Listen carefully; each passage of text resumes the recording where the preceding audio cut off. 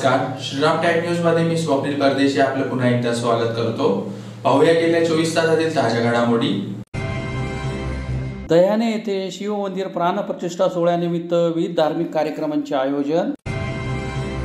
बाळापूर उपनगर येथील नागरिकांवर चाकूने हल्ला करून लुटमार करणाऱ्यांना त्वरित अटक करण्याची मागणी। दिवाळीनिमित्त अखिल भारतीय वाणी समाज प्रबोधन संस्था युवा आघाडीतर्फे पाडवा पहाटचे आयोजन आणि दिवाळीनिमित्त बालमित्र फाउंडेशन तर्फे अपंग आणि ज्येष्ठांसाठी मिष्टान्न भोजनाचे आयोजन। आता बातमीपत्र विस्ताराने। धुळे तालुक्यातील दह्याने येथे शिव मंदिर प्राणप्रतिष्ठा सोहळ्यानिमित्त दिनांक 22 ऑक्टोबर ते 25 ऑक्टोबर दरम्यान विविध धार्मिक कार्यक्रमांचे आयोजन करण्यात आले आहे।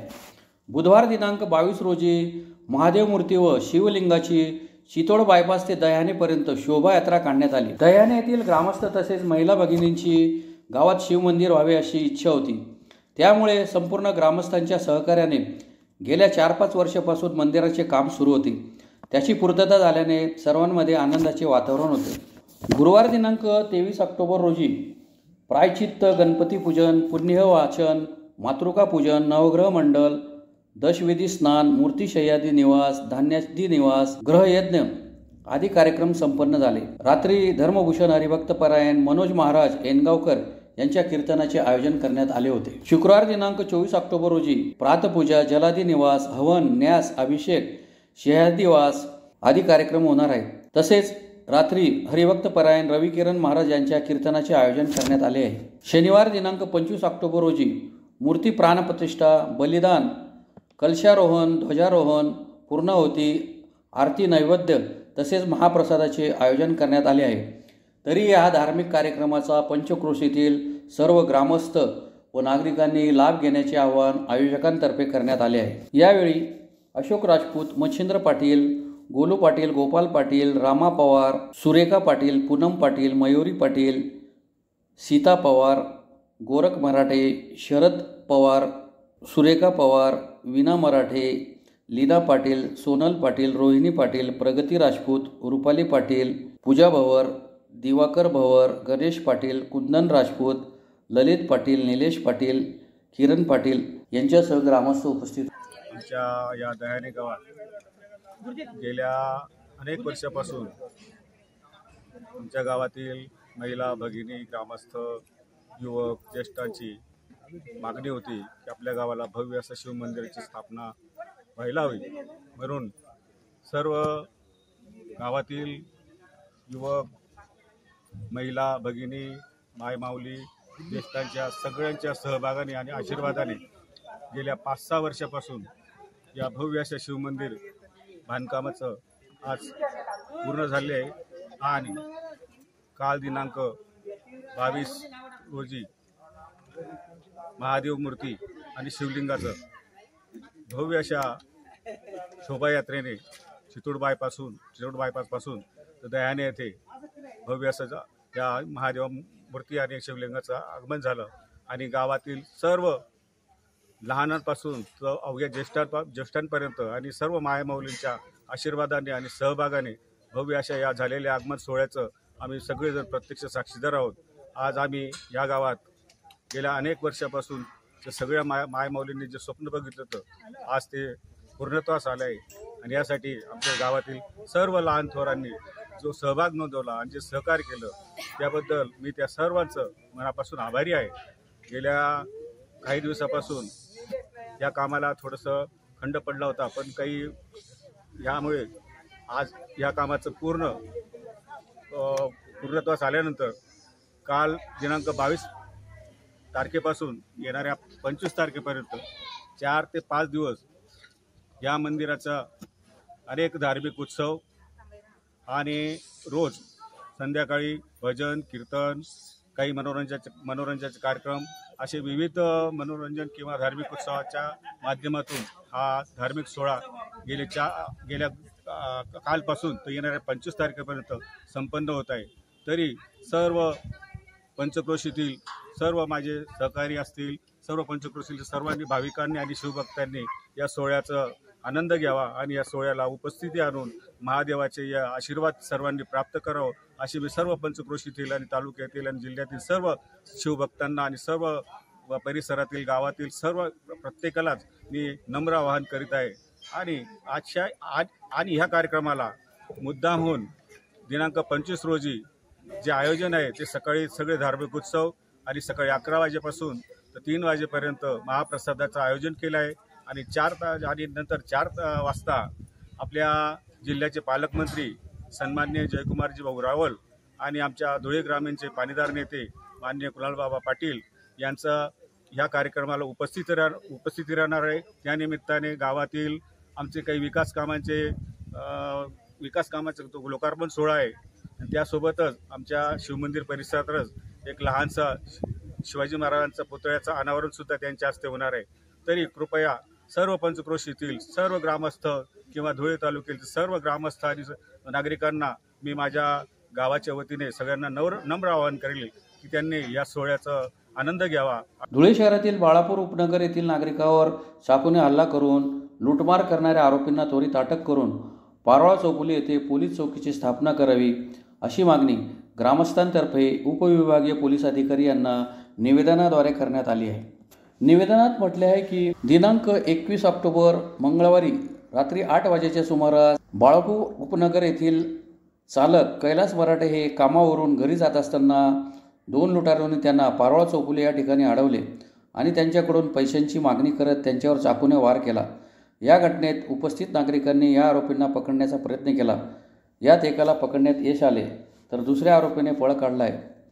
सदर धुळे पारोळा चौफुली येथे राष्ट्रीय महामार्गाचा संगम होतो, त्यामुळे बाळापूर उपनगर, फागणे, काळखेडे, वनी, मळाणे, नवलनगर, अजंग, आंबोडे, मुक्टी, बिरडई, चिंचखेडे इत्यादी गावातील नागरिक इकडून प्रवास करतात।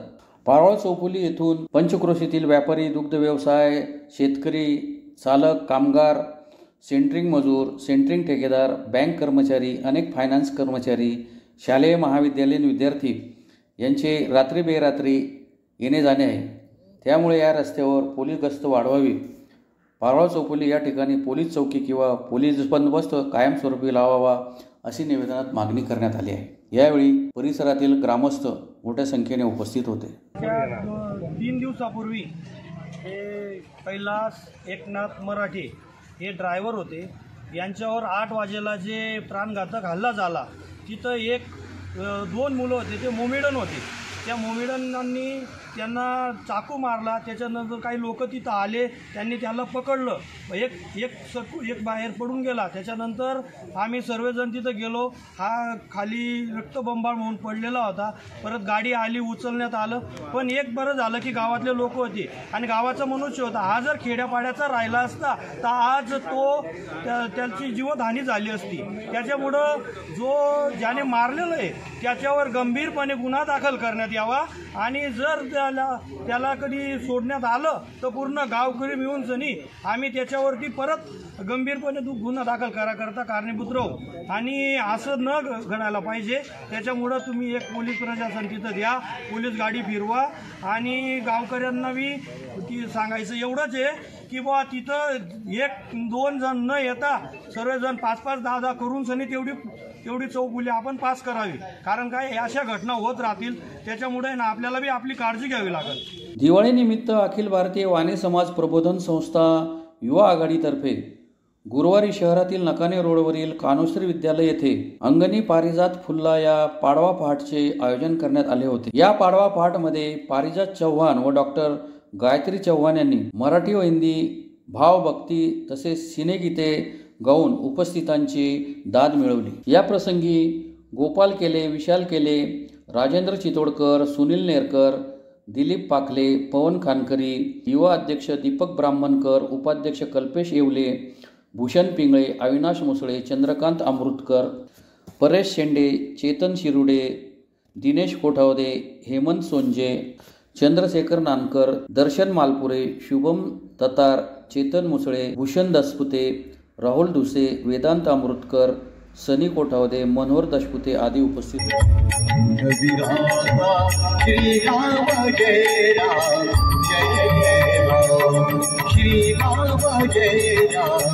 जय जय राम।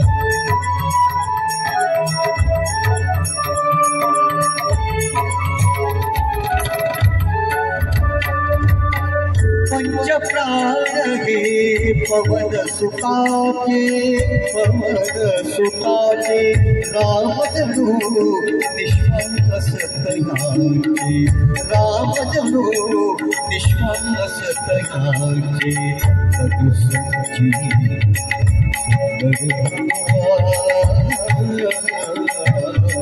सदुसची श्री राम जय राम जय जय राम, श्री राम जय राम जय जय राम।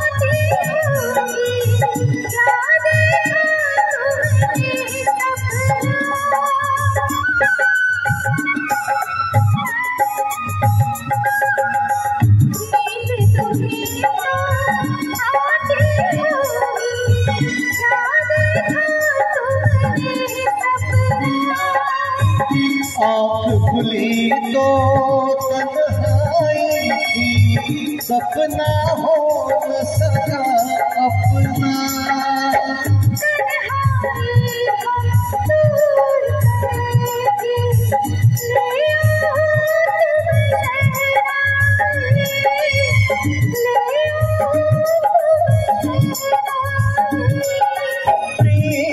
पढ़ा कर भूल जा, सुखी दे सिखला।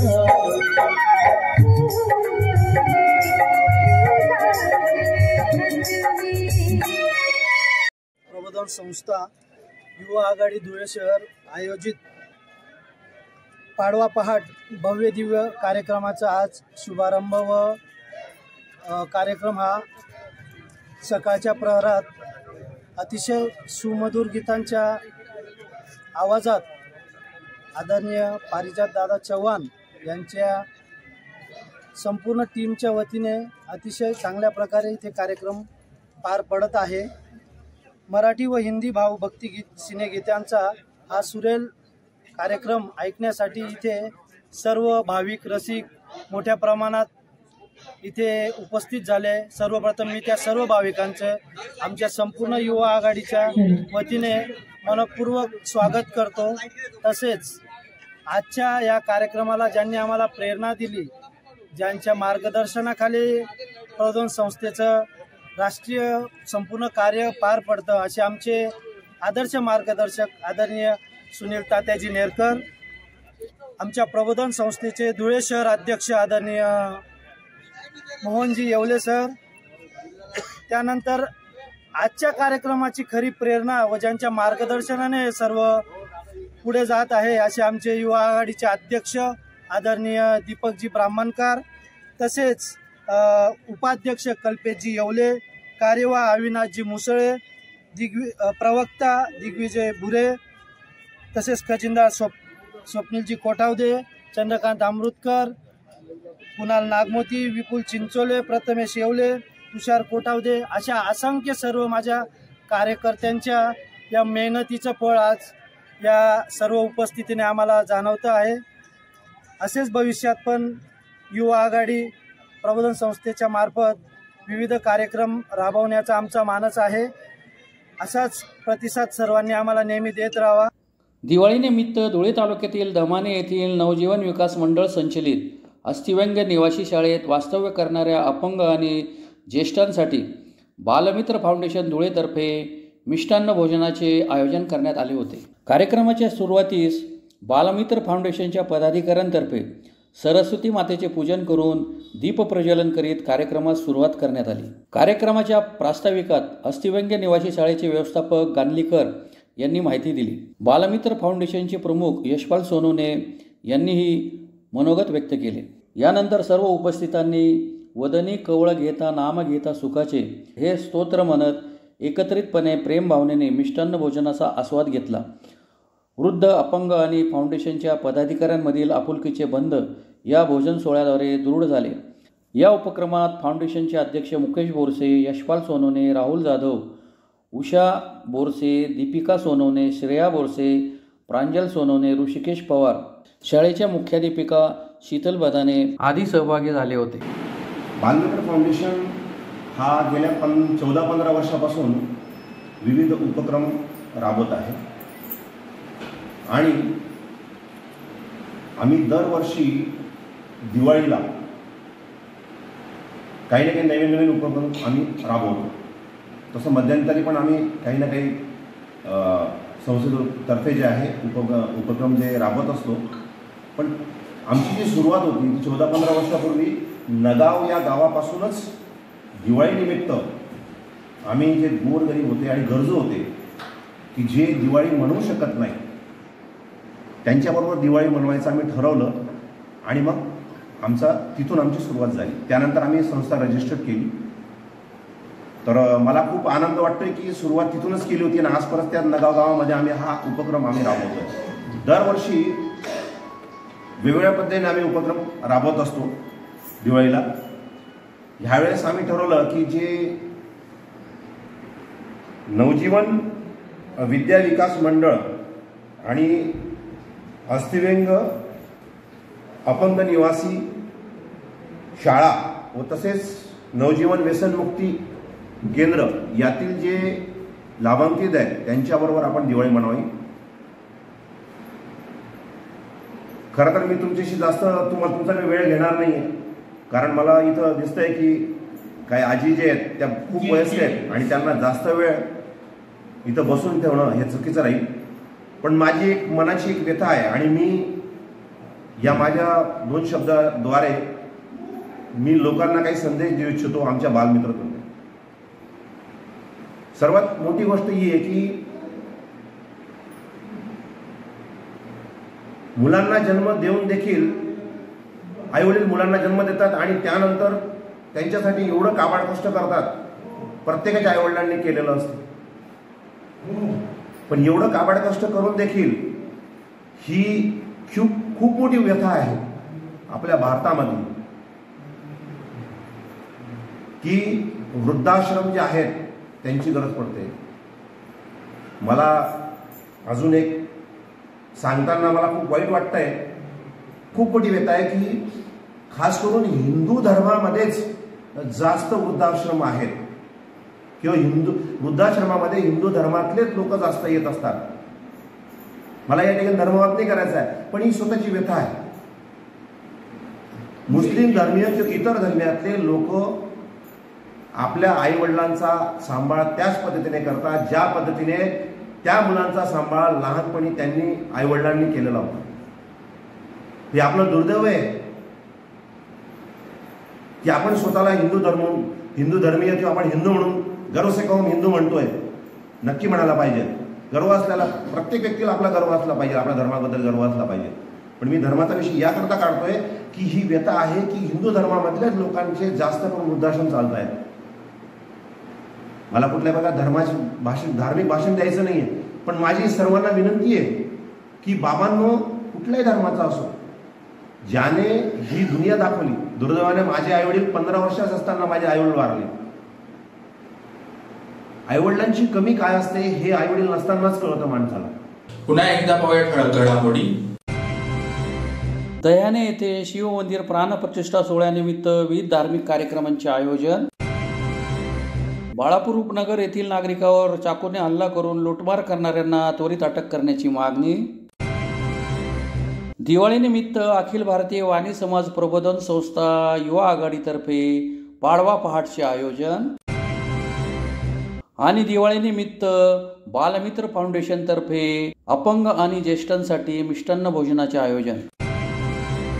त्याचबरोबर श्रीराम टाइम न्यूजचे बातमीपत्र संपले. दिवसभरातील ताज्या घडामोडींसाठी पाहत राहा श्रीराम टाइम न्यूज. भेटूया पुढील प्रसारणात. तोपर्यंत नमस्कार.